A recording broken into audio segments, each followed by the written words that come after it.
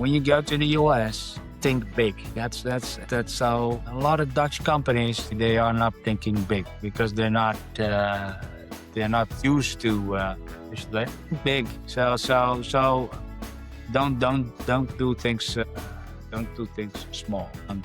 What I like about American companies, when they have an idea, they set up a proper organization that is really ready to execute. Experience with other European countries, but I have experience with Dutch companies. And they normally think about how soon can I make money. I know that's great, but in the US you have to be well prepared before you start something. And that's have a good organization, and maybe that organization is a bit bigger as how you would things from a Dutch perspective. Welcome to Transatlantic Titans, the show for Europeans making it big in America. And here is your host, 𝗧𝗧𝗧𝗟𝗓𝗧𝗔𝗡𝗦. Hello and welcome to Transatlantic Titans, the show about Europeans making it big in America. I'm your host, 𝗧𝗧𝗧𝗟𝗓𝗧𝗏, and today we have a very special Transatlantic Titan with us, Koen Zuyderwijk. Koen, welcome to the show. Thanks a lot for being here. Thank you, Manny. So why don't we just dive in right away? First, obviously, as with all guests, we want to get to know you. We want to get to know your story a little bit. The company, obviously, that you're representing here in the US. Tell us a little bit more about yourself, your background. What's your story? Yeah, well, thank you, Manny. Yeah, I came to the US in 2015. I was working in the oil and gas industry, as many coming to the Houston area because I live in the Woodlands. We were a Dutch-British company doing an acquisition here in Houston, mainly environmental services towards offshore drilling in the maritime business. So I was more a guy that's doing business development. So it was a lot like in Asia and Middle East. And we wanted to have a position in the biggest petrochemical market in the world, which is Houston, Texas. So we were looking for acquisition targets. So I was in the car with the CEO and we just made a kind of an informal deal with a company. And he says, man, this company does need some management. So who's going to do it? So I was thinking in the back of my head, like, well, I wanted to go to the US for all my life too, because it's like, as a kid of the 80s, that the US is like, that's where you want to go because you grow up with all this cultural icons and stuff. And so thought about it 1 second and said, well, I can go. He said, okay, I got a deal. So that was in 14. And then I moved over and became the CEO of a company here. So I went from our project business development kind of side into running a company. It was very new for me, learned a lot, made a lot of mistakes, but it was a great time. So that's where I started here, my adventure in USA.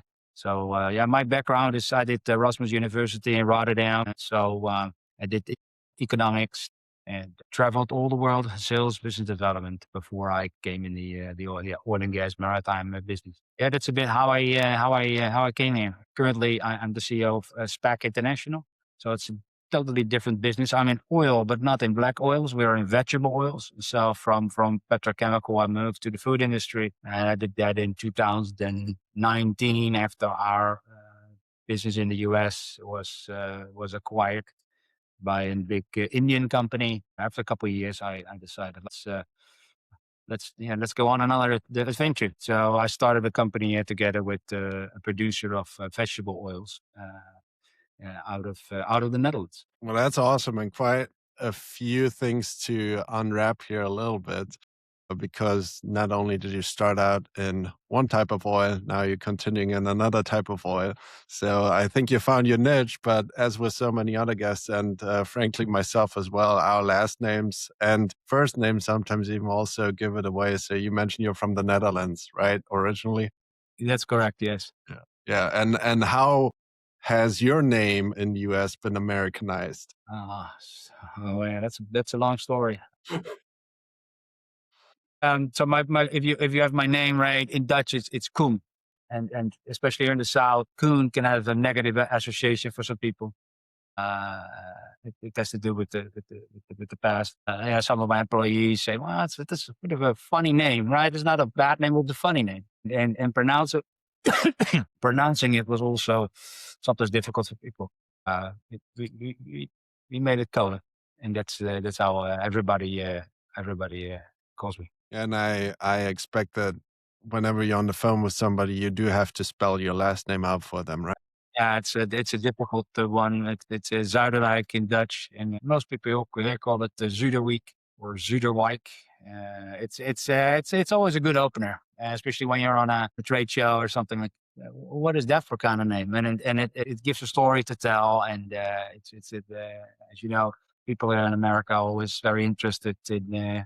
Yeah, they're always interested, right? And think like, what is this? What is that? And curious where things come from. So yeah, it's always good. But on the phone, if you don't know somebody, it could be a bit weird. But I didn't run into any issues. So without going too deep into the weeds already, but it sounds like this could actually be somewhat, in particular in sales, a competitive advantage to kind of break the ice when you get to tell the story, where you're from, because like you said, I'm experiencing the same thing, that Americans are very interested in the background, especially when they read the last name, oh, German or oh, Dutch or Danish, whatever it may be, right? So you come from sales originally, like you said, and you're at trade shows. So do you see that interest as, yeah, easy to then break the ice, tell a little bit about yourself, and thereby connect with your counterpart? Yeah, definitely. If you say from the Netherlands, most people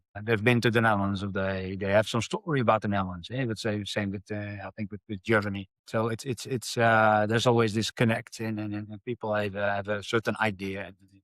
You start a little conversation, which is good in general, not only for business, but that's one of the fun things of the United States, where people are always happy to talk. It doesn't always have to be a meaning. It's just be friendly, and I like that style. If I'm going on a gas station and I have a small chat with somebody about whatever, that's what I like. It's this warm feeling wherever you go. And then I go to the Netherlands, and I start talking with somebody at the gas station, and I think, what's wrong with that guy? And no, it's, for me, it's like, come on, like, have a little chat, a bit interested. If you got a few chats a day, it makes it great, right? You know some new people. Not that you just it's superficial, but I don't see it as that. It's just being friendly and interested. And you never know what you hear and what you get to know. Yeah, and that's a cultural adaptation that someone probably goes through as they venture from the Netherlands, or probably any other European country, so to speak, to the United States, and especially if you're landing in the South, right? That's what I wanted to say. It's especially in the South. We lived in Connecticut for a couple of years, and this is different. It's not as warm as in the as I say here in Texas. So let's talk a little bit about your story, because you personally came to the US, as you said, working for a Dutch-British company at the time, right? But now it sounds like at least you're a partner in the company that you're working for right now. Yes, yeah, that's correct. So we started the company together with Spack from the Netherlands, and distributing vegetable oils in the United States market. And how long have you done that? We started in 19. It's been 6 years. Oh, yeah, almost 7 years. Time goes quick. Yeah. When you're having fun. And having fun. You know, it's always a new challenge. You can have a very simple business like we have. We import things and distribute them. You can have a more complicated business, as we had before, with a lot of trucks and processing. It has a challenge every day, and it never gets boring. So to give the audience and the viewers a better understanding on how it works, because it's not, let's say, the classic setting up a US subsidiary, at least from your Dutch partner's point of view. It's not the classic, let's set up a US subsidiary and have maybe a manager locally, but we own it 100%. In your instance, it sounds like you're the boots on the ground, but you also have skin in the game, so to speak. True.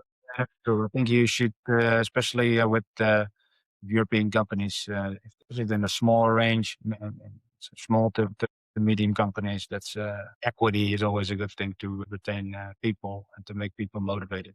So they're probably happy to have you, right? Because you're their entrance into the US market. For them, it was good to as a jump in that market with the experience, although not that much experience in that particular field. We do have the experience in managing a company and Do you think that's also a typical American approach that you may have already adapted to?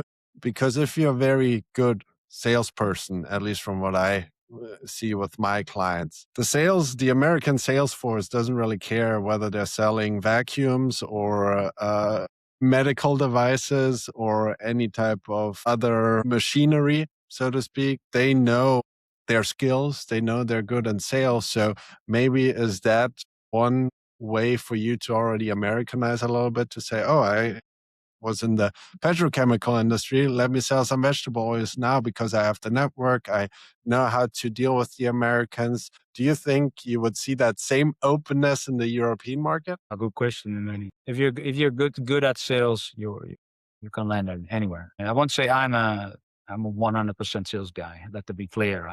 I'm a guy that business development. I manage the company. I got some very good salespeople in my team that are way better in sales than I am, and also are Americans. I think if you want to sell in America, yeah, you need Americans to sell your product. At least that's how I look at it. They have a better, quicker relationship with the clients and with the prospects to convert them into clients. So that's how I see it. And let's talk about the company right now that you are a partner in. Where in the Netherlands are they based in, or where are your partners based in? They're based in the south of Rotterdam. And they've been there. Can you share a little bit about their story as well? 1977. And they're up to the third generation now started to run the company. So it's as a lot of companies started small, a bit trading, and then again bigger. Very good, high quality product, high integrity product, and high service level. And then after the decades, come bigger, and that has been doing very well. They always have been exporting all over the world. And the reason coming to the US is just to get a better foothold and service. So they get some stock over here and being able to just be more flexible and have local people employed to run the business. Prior to you joining them here in the US, did they have any other US or let's say formal US exposure other than maybe selling into the US from the Netherlands? Did No, you essentially open up the market for them? Pure export. So it's the model, like people calling internet trade shows. If you really want to go more deeper, although our business model is simple, we distribute oil packed in drums or totes or other forms of packaging. It is a simple business, but you need eventually boots on the ground if you really want to expand. Because the American market is very big, and food producers in general, they buy local, and they're not going to a trade show in Europe to see for ingredients. That's normally the importers that do that, or the traders, and they buy wherever they're going to get I would say the cheapest product. So it's not always favorable for you as a producer. Maybe today they buy with you, maybe the other day they buy with somebody else. If you really have boots on the ground, there's more a relationship with that end client and that uses the product, like that fries a chip in the product, or put the product in an energy bar or in a soup. That's the relationship you eventually want to have. And you can only have that when you got your local team here working. Yeah, let's talk about your team for a second. How many employees are there, let's say globally, and how many employees do you have in the We got US? around 70 people, and I think here in the US, I think we got 6. So almost 10% of the global workforce is in the US. That's correct. Yes. And as much as you feel comfortable sharing the revenue numbers so that the viewers and audience can get a better idea, are you within a certain range that you're free to disclose globally and in the US? Confidential, but I would say between 0 and 50 million. Globally? No, in the US. In the US, between $0 and $50 million. Okay, great. And is the US, when you're again looking at the global distribution or revenue streams for Spack as such, big market, smaller market, medium market? A significant market, yeah. I don't know the exact ratio, but it's significant. Okay, and then what are the typical customers here in the US? What are they like? B2B? It's all B2B. So we don't sell to consumers. We sell to food manufacturers, cosmetics manufacturers. So they use oil. We haven't spoken about the oils, but that can be our niche is organic and bio, as they call it in Germany. And so it's a product that is made without chemicals, without fertilizer. Biggest chunk of the turnover. And those products could be in our sunflower oil, it could be avocado oil, it could be coconut oil. We do some other, like a flaxseed oil. And those oils are used in everything. If you go into your pantry or your refrigerator, it's everywhere. It's made for frying, for cooking, for baking, but it's also as supplements. It's a very wide range of applications you can use it for. That makes it also interesting because the market is just very, very large. We, with our team, we're strong like in food, but in other markets, there's still a lot of room to grow, especially as a producer. A lot of clients would like to know where it comes from. So the products that we produce ourselves, we can show that chain of where it comes from. And where does it come from? And most of the product is made in the Netherlands, and some products come from other countries. Coconut oil is not made in the Netherlands. Yeah, not yet. No, we do pack it though, right? So yeah, there's several sources all over. Okay, and then just from maybe an managerial standpoint or intercompany standpoint, almost the Dutch entity then selling the product to the US and you distributing it to your US customers, or what's the stream? That's in general of those. Yeah. But as also we buy from other sources in the world. You have to pivot a bit with certain products. Sometimes Holland is a great base for a product, but as I said, if you want an avocado oil or a coconut oil, palm oil, you might buy that somewhere else. Also availability in the market, and then obviously the tariffs and customs duties that changing environment that we're facing, right? Yeah, like we had obviously last year a big change in import duties and tariffs, and that obviously we had to manage the situation. Situation is as is. So most of our clients were all supportive of that. It's a policy decision, and you can have all kinds of opinions about it, but you just have to deal with it. It's like any other headwind you face, and obviously knew that now there's some more tariff threats. Yeah, it's the same. I don't want to have an opinion about it. It is how it is, and we just have to deal with it. It's because and it's good. But it does lead obviously to sourcing from multiple sources to see to spread your risk. But that's if you're in an agro commodity, at the end of that agro commodity chain where you deliver physical products to clients, that's always what you have to do. Tomorrow there could be a problem in country A, and then country B has a shortage or an export ban. So you have to have multiple sources, or try to have what we do, enough stock in your warehouses. We got several warehouses where we have stock, and to weather those I want to call it storms, but this little storms to just be a stable supplier, because that's the most important thing. You have to have stable supply towards your clients.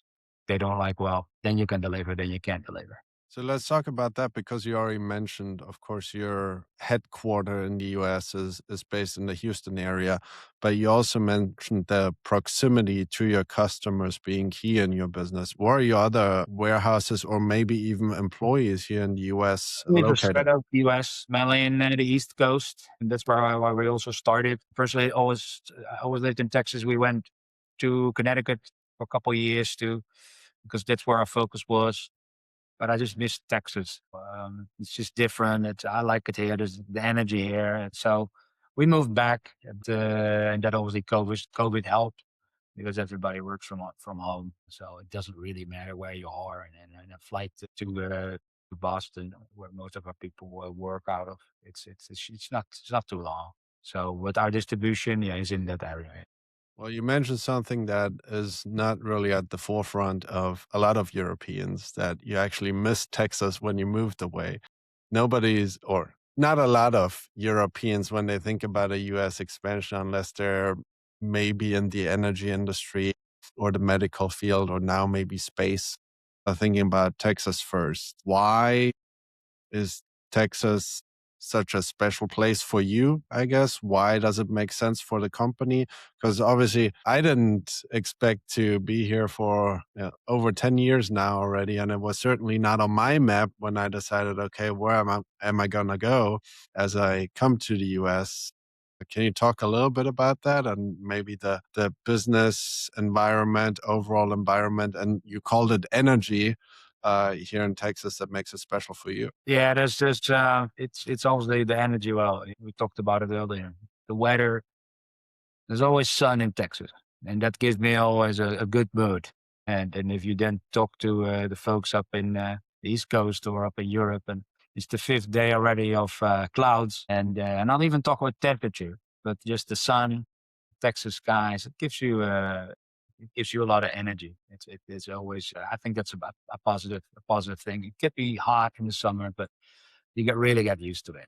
I'm used to it. So it's not that I'm in the summer in the middle of the day and then I'm gonna play a little bit of soccer with my friends. But we don't do that in the middle of the day. But in general, it's also there's a lot of things being done in Texas. There's a lot of really good developments in any industry. But, you got manufacturers coming in, you got headquarters coming in. But also, I live in the Woodlands, and if you see how many people work from home and they come from everywhere from the United States, and they just work from home. It's a safe environment for your children. It's good weather.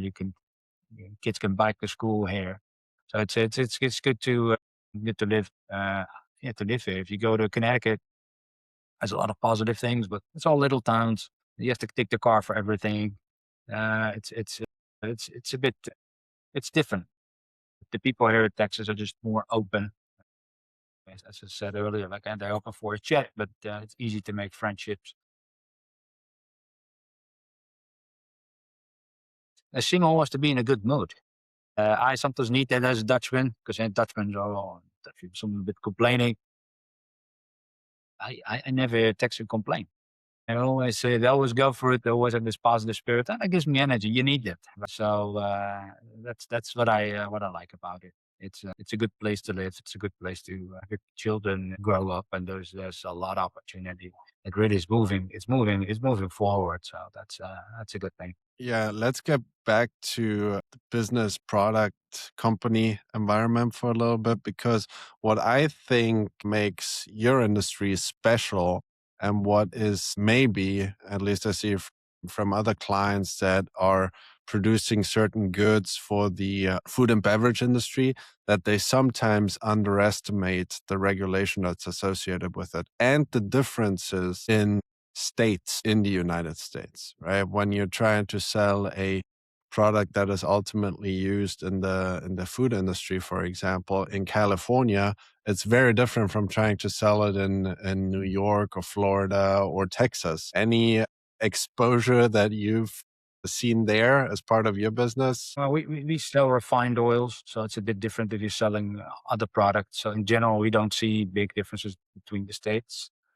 So yeah, it's not my experience, but it depends really what kind of product you are selling. So obviously food safety is number one for us. We don't, we distribute packaged products. So it's a bit more easier if you're going to produce food, and it's totally different. And there's a lot of state and local regulations that are different. Then how do you approach risk management? Are you working with, let's say, disclaimers? Do you have your agreements in place, clients wise? How do you approach the sales channel and risk management? Obviously, I assume you have proper insurance coverage, but when you think through about doing business here in the US, how do you approach that from a American risk management perspective, while also appreciating the maybe a little more risk averse approach that we take in Europe when it comes to doing business? And our business, not a big difference. So all our products are tested and safe. That's for us the most important. We have to know what we are selling. So it's not that I take a more opportunistic approach in the US. Food safety is food safety. So it's the same procedures that we have in place. Obviously, in the US, more is allowed. So the regulation for certain, I would say, additives and preservatives and conservatives, or so those are different, yeah, colorings, but we don't really deal with them because we have a very easy product. It's squeezed out of seeds or out of fruit. It's refined, so it's just a different approach than. Then obviously you already spoke a little bit about it, but what do you think is kind of the success factor for you guys here in the US? Because as you said, your competitors can usually compete on price and then you have to adjust. But what makes you or what makes your business approach different to outperform your competitors in the US here? This is a difficult market to really distinguish yourself from the competition. So, obviously, we think our product is the best, but that's not always selling. It's a lot about price in this industry. To set, as we said, their European regulations are a bit more stricter on a product, a food product, than the US regulations. And so, if I got a better quality product that doesn't have the chemical A, B, or C in it, it's not always, I would say, it's not that you can get a higher price for it. So you're competing something with, we think, less, like more inferior products, mostly coming from other countries. And because the product we do are not really products that are made in the US, it's a niche market. US things are done on a bigger scale. So it's not always interesting for producers to make it in the US. And so we're competing a lot with other importers. And you got a higher quality product, but if the client is more interested in price, or it's not that they only are interested in price, but it's a bit of a balance, because they have to sell their product to the supermarket as well. So, and that's all about cents. And so if I'm a cent more than the other one, I can lose a contract. So what for us is important is just have a fantastic sales team. We got a really good sales team, really good people that are really there for the client. So if a client has an answer, question, we have an answer very quickly. If they have an order mutation, we can quickly change it for them when we have stock in place. But also like quality. Quality it's a big thing in the US. There's a lot of paperwork involved. We're always comply with all that paperwork, but how quickly do you pick it up? Those are things like if an organization of a client likes to work with you because they have an audit and they need some paperwork from us. Well, if we say, okay, in 3 weeks, guys, you have it. No, we have it like in 20 minutes because I know you're being audited today or tomorrow. You need to get this done. That builds a lot of goodwill. Clients don't forget that. And so it's not always cut and dry, just deliver the product and this is it. No, there's a lot of around it. What we try to do well, and besides the quality of our product, but team and people is just very important. And you already mentioned that, and I want to dig a little deeper because I see this a lot with my financially successful clients from Europe here in the US, that the majority of the team and even the majority of the sales force, so to speak, are Americans. And it sounded like that's the same approach that you guys are taking. That's correct. Yes. Why? You come from Germany, Manny. If you have an American sales guy over there or a German sales guy, there's a better click. There's a lot of variables that come into play. It depends a bit what kind of product. Well, it's the same here in the US. So it's just where you're used to. It's not that it's not that I have that much experience that I could say like, well, I got hundreds of salespeople that the American is more successful. But I think this is how it works. You have to play by the local rules and put off those European glasses and think out of your customer perspective. Once you do that, then it's pretty easy. It works better. Also for you as a CEO, I'm here now 10 years. I'm still running into all kind of cultural things that I'm not always thought it through, or I have a certain viewpoint or something, and then one of my team members says, well, I'm not agreeing with that. And then I just listen.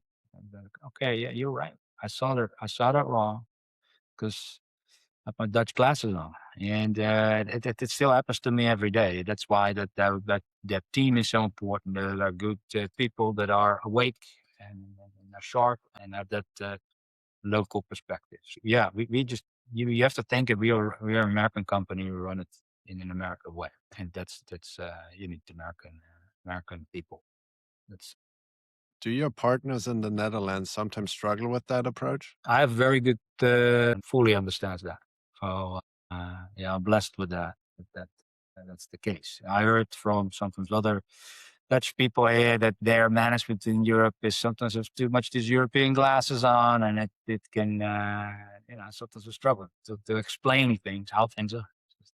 I don't have that. I never ran into that issue, at least in this company. And talking to some other Dutch executives here in the US, why do you think that is? Why do you think, I don't think it matters whether you're talking about a Dutch company, a German, any European company, why headquarters in Europe may sometimes struggle with giving the Americans, even if the local boots on the ground are Dutch citizens, German citizens, why do you think they struggle with giving them a little more leeway to run it, as you said, as an American company? Excellent question. I think it's not country specific, but people are just they are a bit in a cylinder, right? That's how they always have operated, and that's how they think, and that's how everybody around them thinks like that, or thinks from a certain perspective, or thinks the market works in a certain way. And then you're confronted here with that the local market is working very different. And to explain that, if something is straight in Germany and the same thing is curvy in the US, and they look at at the curve and it's still straight. In their perspective, it's difficult to explain, right? And that's like we had that with our other company we worked in. We picked up environmental waste, and we did it in a certain way, and it's just different than in Europe, because here we did it with trucks and there we did it with barges or ships. You run into also kind of operational things that they don't think about. We were acquired by a very big Indian company, very smart people, very pleasant people to work with, but they ran like a more municipal kind of garbage business, where your truck does all these areas and a day, like all these stops a day, and that's it. And it said, yeah, but I work in Houston with my trucks, and Houston port is extremely dynamic. Something today, a ship might be there, but schedule change and it's there, and then a schedule change, it's there. Talk about truck utilization. So you gotta, you have your truck in India picking up trash, and it's like, I don't know, 100% utilization, unless it's down or unless there's not a driver. But in Houston, the trucks may be waiting, or because it was at the pickup at point A, but now the vessel somewhere else, and you cannot bill all those hours. It's sometimes difficult to explain that, because they never run a business like that. And it sometimes sounds easy. Things are done different. And what you then have, when you got in the headquarters outside of the US, they think, oh, why are you not doing it like that? Like, why are you doing it in this stupid way? So, well, there's a reason why we do it. And so that's something you have to run into. And that's with a lot of these cultural factors that are different, or company, how they are run is just different. We take some of the good things from Europe as well, how we do things here a bit differently, but in general, there are differences how you do things, and that's just how, because we are forced to do it in a certain way. It can be sometimes that's culture, sometimes it's just how business work, how infrastructure is set up, how the business model is set up.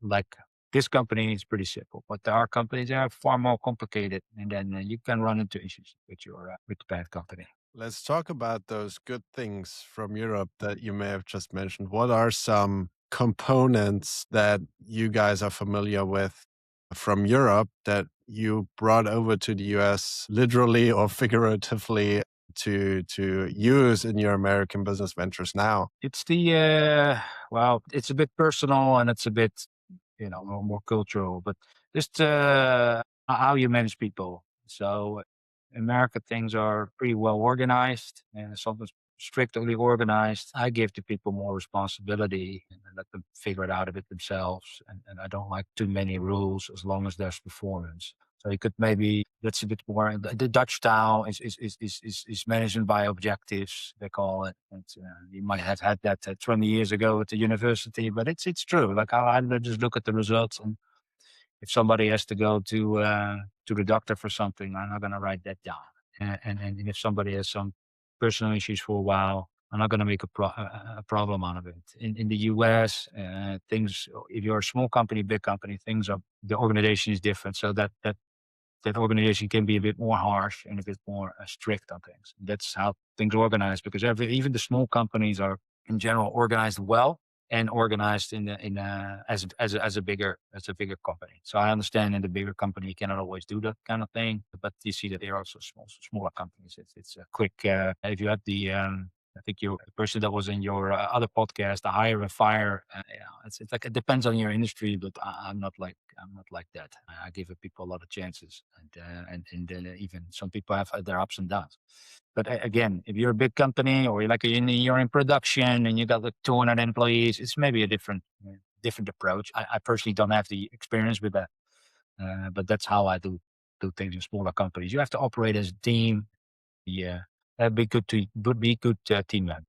Yeah, I always try to use, obviously, because of my football/soccer background, the sports team analogy. And you had already mentioned that you don't want to play soccer outside in the Texas heat. But did you play any sports when you grew up, or still play? I played soccer when I was a kid.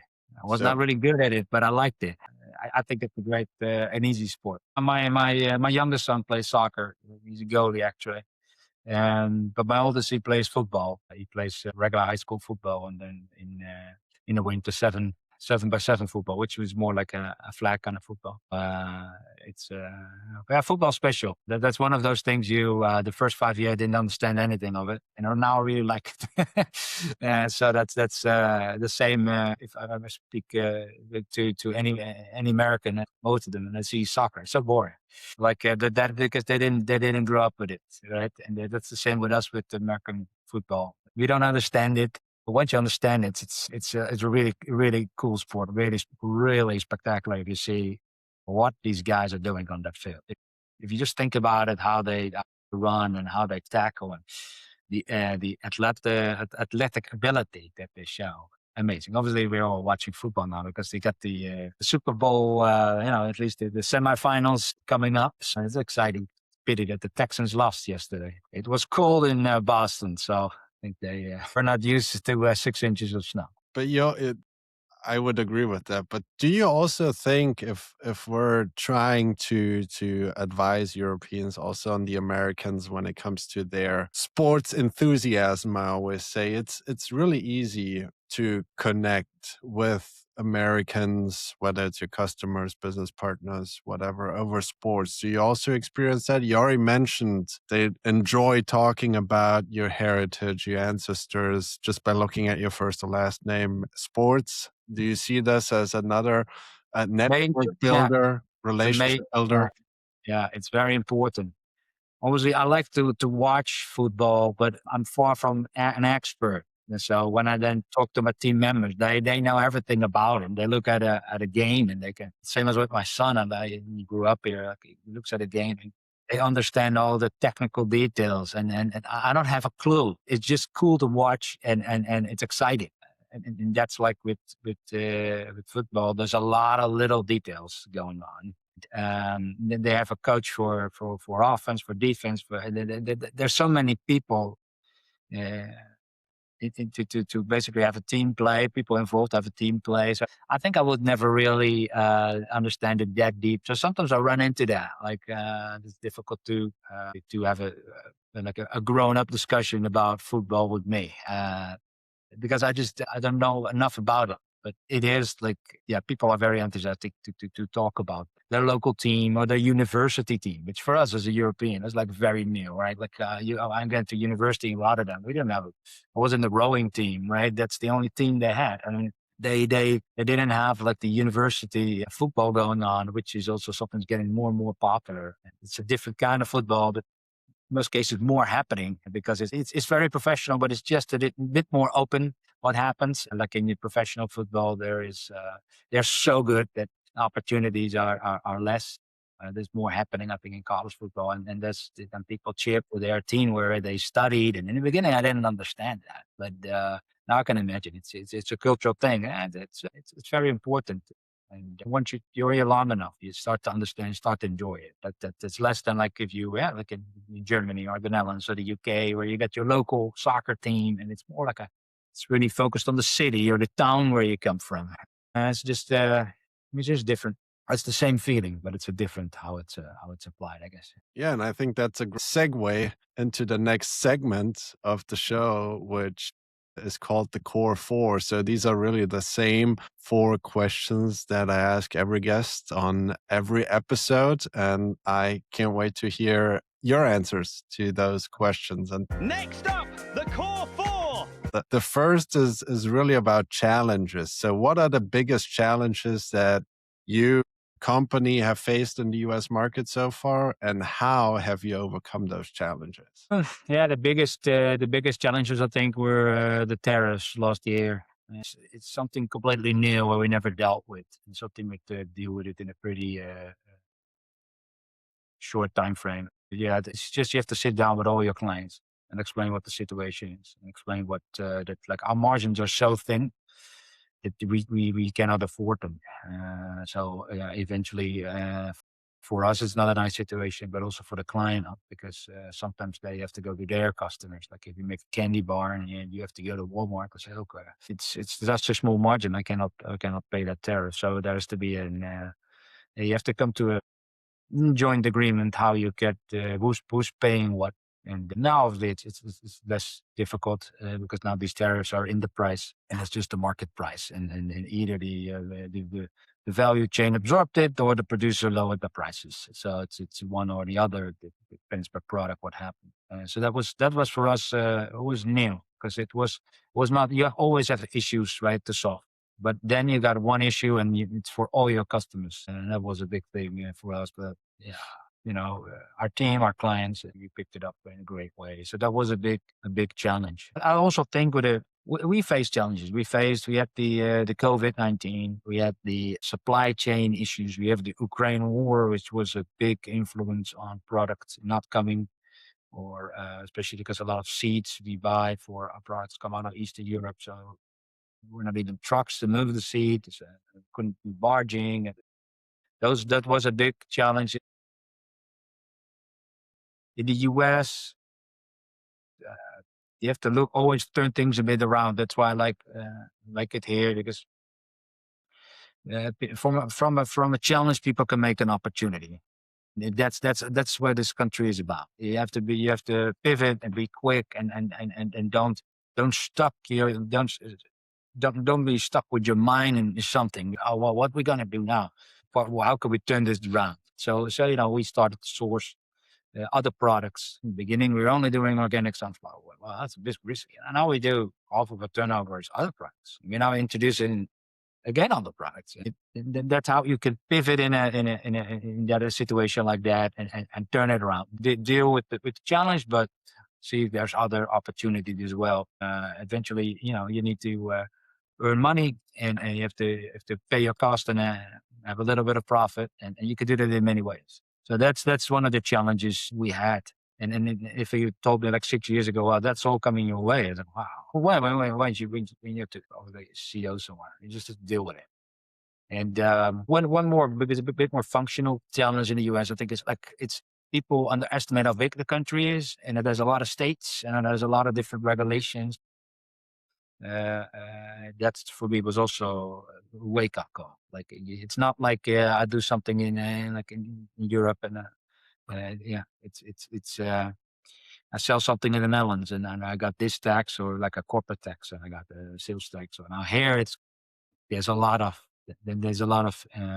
details to it. You have to register in every state. Where you have personnel, you have to register. You have to do tax filings.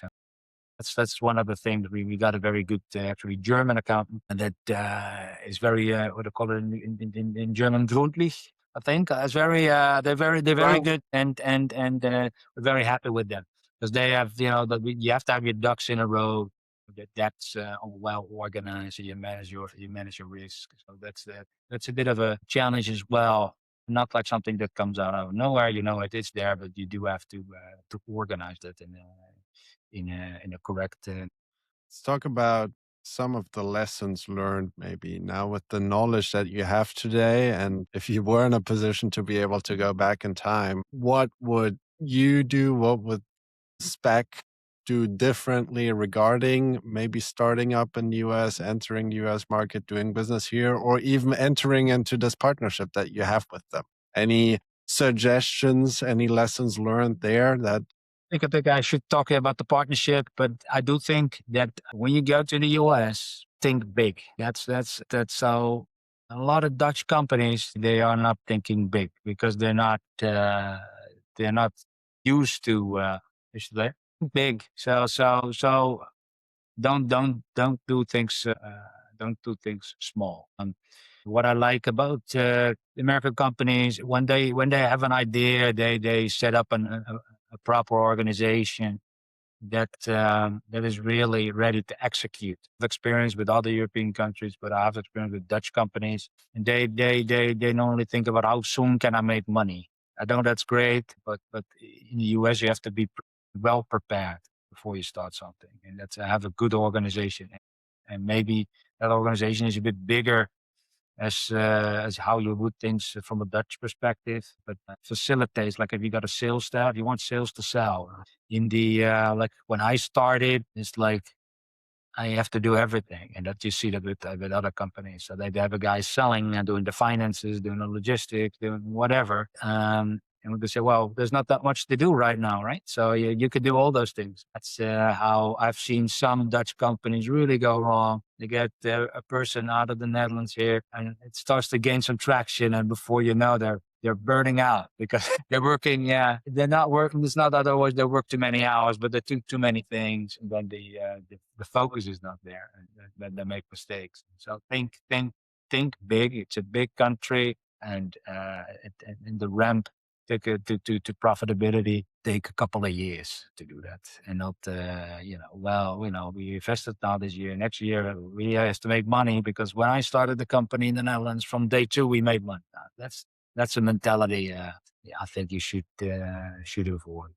Invest in it, have patience, pivot when needed, and have that organization in place. That once that snowball starts running, then they need to have the product in place and have that great service in place, and that's one thing that very important.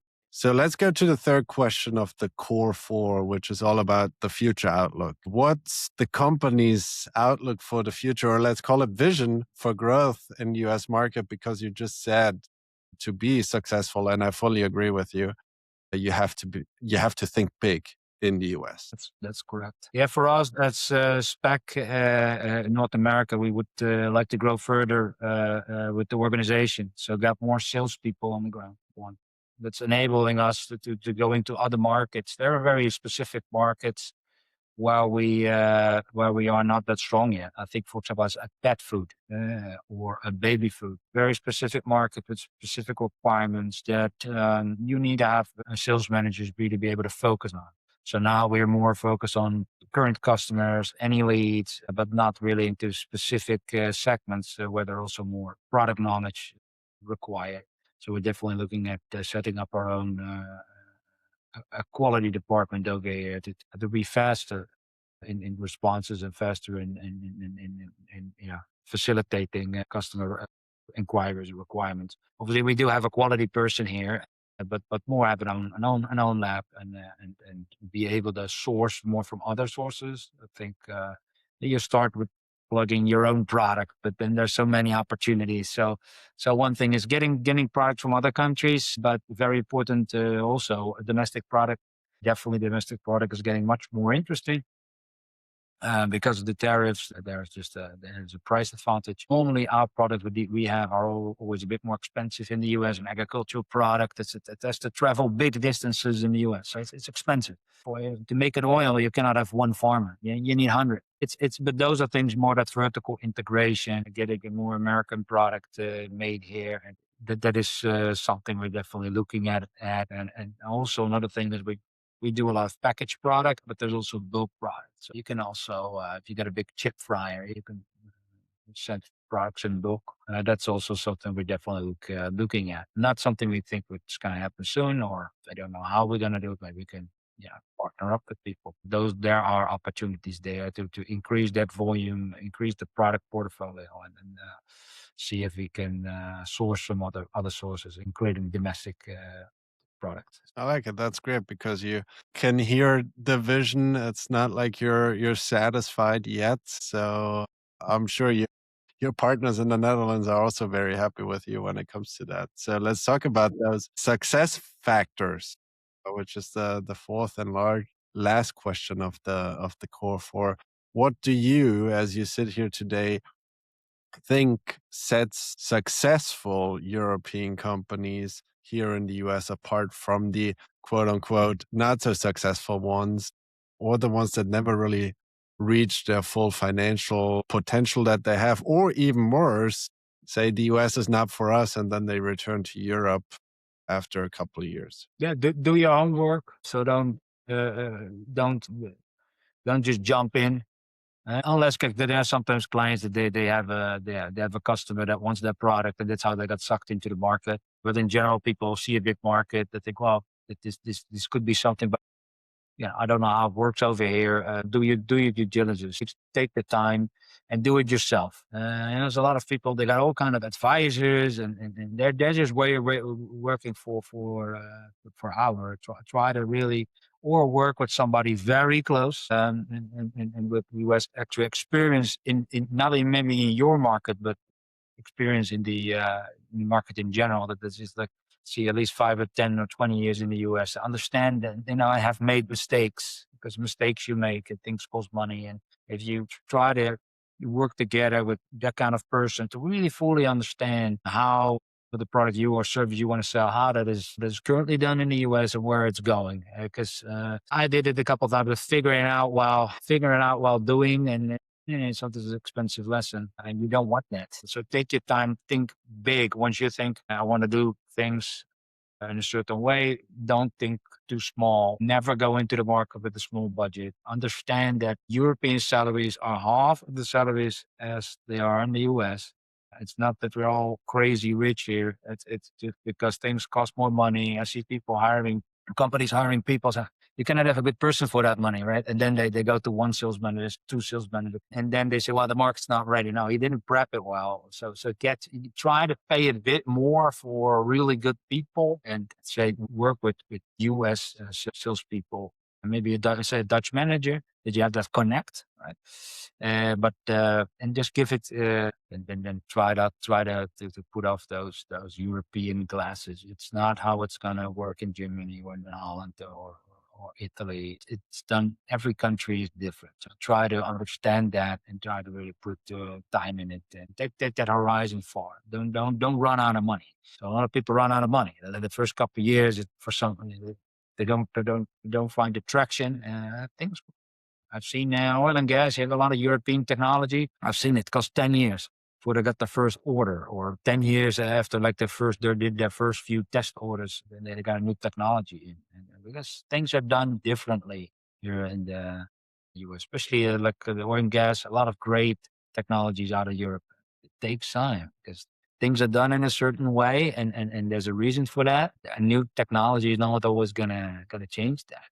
So to take your time, think big, think local, and then I think it will come okay. There's a lot of small things that are there. It makes no sense to go into those, but there's a lot of small things you have to know. It's always good to get somebody by your side that knows a bit to do. That's what I think those are the success factors. Try to change your perspective. Change that perspective. Don't put the European hat on. It's not gonna work. Yeah, before we go to the next segment of the show, I'd like to pick up on two things that you just mentioned, which I think don't get enough credit as they should with a lot of Europeans. One that you mentioned, and I hear that from other clients, CEO clients here in the US working for European companies, that the making mistake or not being afraid of failing as long as you fail forward mentality is very different. And I'll share this quick anecdote with you because you're probably at some point going to be in a very similar position. But there's who I would call a friend of mine, a CEO of a European owned company here in the US, is looking to join a few advisory boards, supervisory boards, a board of directors, as we call them here in the US. And he was working with a very sophisticated executive search consultant. And that consultant pretty much told him, I can't place you anywhere because there's no failure on your resume. There's no challenge that you had to overcome on your CV that makes you attractive to an American board of directors. Do you see that as well? Yeah, because it's the American way. Is it when you yeah, there's a saying for it, but always stand up and never give up. That's you see that in everything. It's the country can be a bit more rougher for you, in all kinds of ways than back in Europe. But you don't give up. You have people that are failed 10 times and ate beans from a can for half a year, and I don't know, multimillionaires. It's not that they're all were lucky or were great gamblers. It's just hard work. And okay, this failed, they're going to do that. You have people, especially like real estate, or they were over leveraged and go bankrupt and have nothing left. But they know how to do it. That's all about the character, right? They know how to do it, and they start over again, and then don't make that mistake. And sometimes people will meet 3-4 mistakes and they go face down in the mud for 3-4 times. But it's just a learning, and that's don't give up after failure. Here it flatters you. In Europe, you're more like seen as like, well, I'm not changing, but it's like, oh, this loser, he did it wrong. Because, with hindsight, everybody can have an opinion about it. Like, oh, this happened or that. And most of them never were in your shoes, right? So it's, that's indeed, you need to have some failures. I don't have massive failures yet, knock on wood, but I definitely have small failures. Like, I should have done that a bit different. That's how it is. But that's the US. People are positive against that. They're always positive. They're always like energetic and never give up. And that's like, if that's your thing, then this is your country. Yeah, and as the saying goes, America loves a great comeback story, right? That's true. One other thing that I'd like to hone in on for a little bit before we go to the next segment of the show is what you had mentioned about sales and your salespeople, so to speak. Don't be afraid to pay them maybe a little more than you feel comfortable with, as long as you get the good ones. When I work with clients, sometimes the pushback I get is, well, but we provide them with more benefits. Experience, they enjoy benefits that the typical American worker would not enjoy. This is because we are used to more benefits in Europe. What's your point of view on that? I think all bigger American companies have good benefits. So if you're smaller companies, sometimes there's not always the way to pay for benefits, like health insurance for small companies is very expensive. But if you want to have professionals, you need to have the benefits in place. That there's no way out. I don't think you can have great benefits, but still, it matters what people have in their pocket every month. So I think you have to do. These days, you have to do both. If you have companies with maybe lower skilled labor, like some of European companies that come in greenfield, some they buy an existing company. We did that first. My first role, we buy a company, like we try to introduce some benefits. It's not always possible. We get a lot of people, and it doesn't always work out financially. And so it takes you some years to build the business, and then say, okay, I have the room to start with a 401k or without insurance or other things, and then you immediately see that you can attract the right people, because that's what they're used to. Then they want to work for your company. If you don't have it, you get the second tier kind of choice of people, and the costs go over to other go somewhere else. Let's say, let me do trucks. Yeah, you got a responsible driver and an irresponsible driver. You got an irresponsible driver, it's going to cost you money. So, but it's not, it's not always that easy. That's why I said in the first place, look at something long term, have a bit deep pockets where you can go to a couple of years of maybe some loss or some break even. Don't think you find the gold immediately. It could take many years. And you want to build a team that you can rely on for the next stage and the next stage and the next stage. And it costs you money. And that it's a bit different than in Europe, where although the salaries are changing there as well, but still it's different than here. Well, the next segment of the show is the rapid fire, this or that. I'm going to ask you 6 questions, and you can only pick one answer. And now, rapid fire, this or that. You ready for this? Because I'm sure the first one you already will have a difficult time answering going through this one. That means I may only one answer right, but I don't have to answer right away, correct? I can You think can think about about it. Right? You can, Okay. certainly. Okay. Good to go? I'm ready. Question number 1. American football or soccer? I cannot say anything around it, right? Gotta pick one. American football. Made some friends now. Yeah. Second question. Time travel, past or future? Future. Burger or sushi? Sushi. Podcasts or audiobooks? Beach or mountains? And the last question of the rapid fire. If you weren't in business, what would you be doing today? If I weren't in business or I weren't working, what's the... Both. You tell me. Yeah. You'd probably be on the pitch playing football or watching a game. Probably playing golf. Golf. Yeah.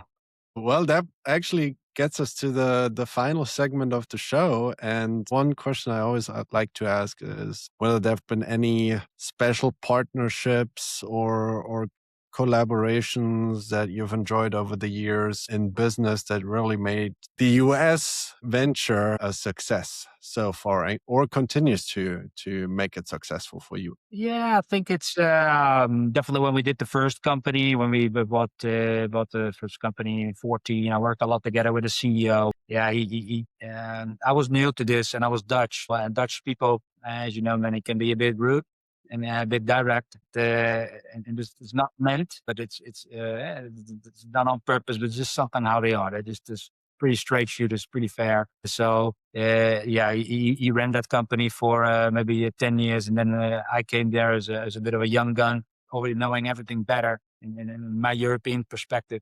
He had a lot of patience with me. So if I look with hindsight, I said, wow, that guy had a lot of patience with how I sometimes behaved professionally. But you sometimes need a mentor like that. Yeah, so he was a good guy. He passed away a couple of years ago, but he was a really good guy that helped me change that perspective and working on me on a daily basis. And that's the good thing. You have like people that work from 9 to 5. If you can get somebody in your company that's with you more than 9 to 5, like really doing it together to make that business a success, trying to find such an employee or partner. I think it's I miss that a bit and we all worked it out, and it's just sometimes you need they need to find that gonna go into the depending what kind of a takeover or acquisition is not a bad way to start, because you, like say you make machinery and if you buy somebody, no, you're not selling the same machinery, but maybe in the same kind of market, and you got good salespeople that know the market, you got good management that knows how to run it, and you got the service department that know how to service. It's an easier step up, something to do something like that. And American companies are expensive because there's a lot of money here, a lot of money to be invested. So the valuations are high, but buy something profitable. Not as we did. We bought something that we still have to restructure. So the first couple of years, you focus on restructure, not like I want to grow. If you got a company like that or an acquisition like that, it gives you a bit of quicker step up to do something. And if there's a good match between you and the current ownership or management, it's very valuable to do something like that. And there's a lot of companies in the US that have people that maybe want to retire or no, they work their whole life and they want to sell their shares and get some money in the bank.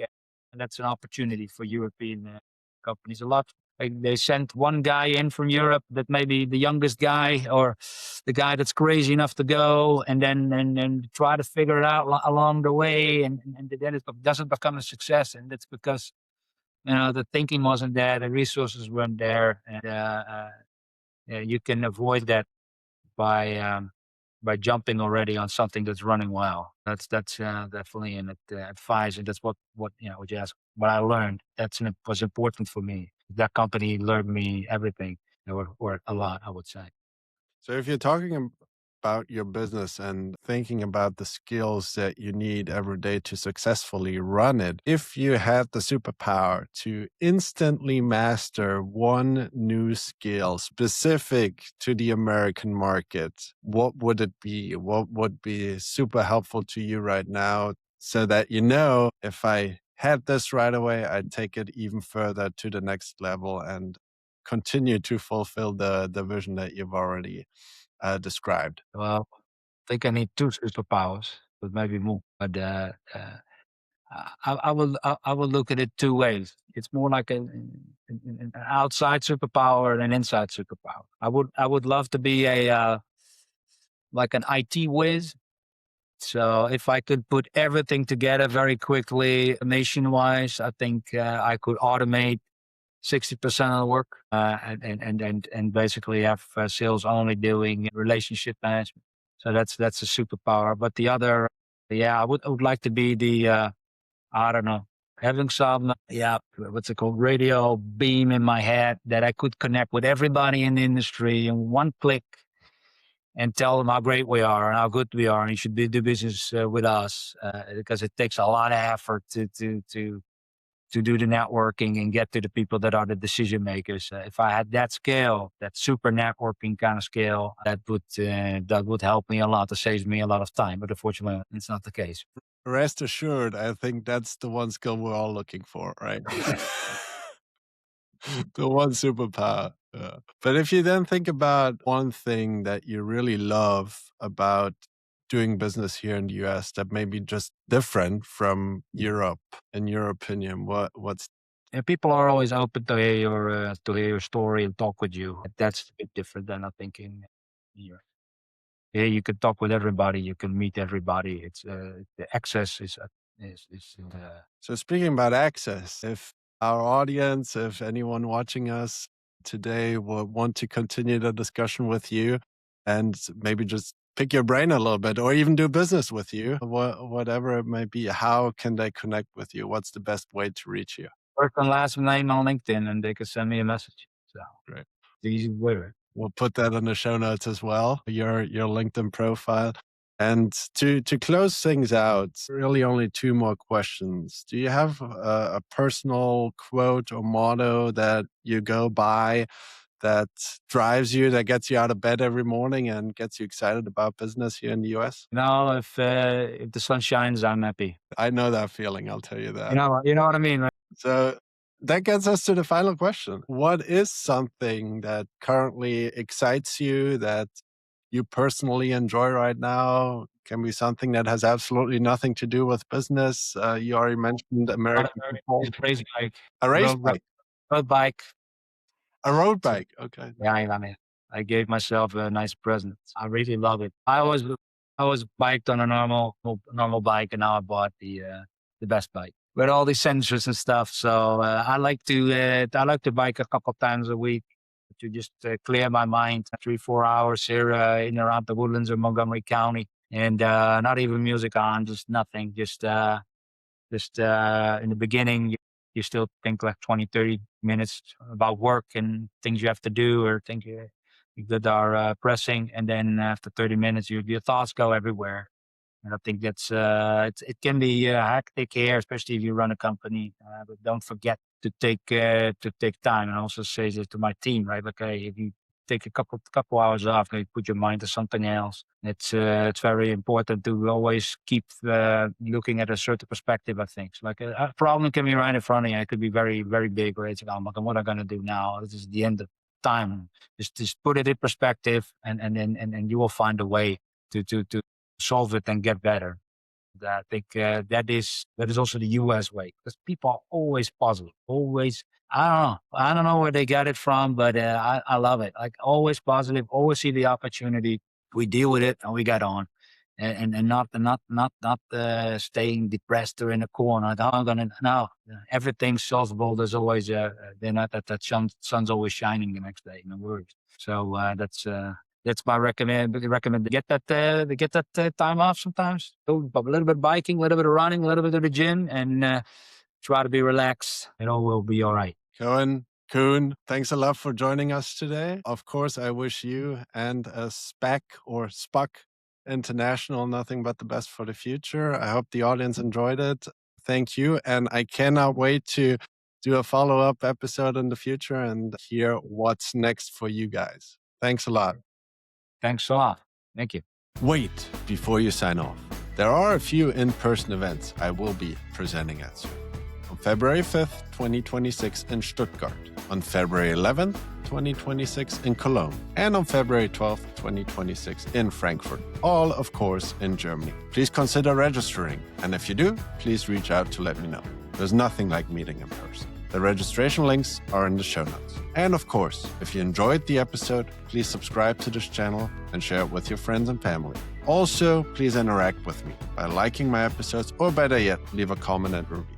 I would love to hear from you. And yes, I personally read all the feedback and comments. Now, this time for real. Thank you for tuning in. Until next time.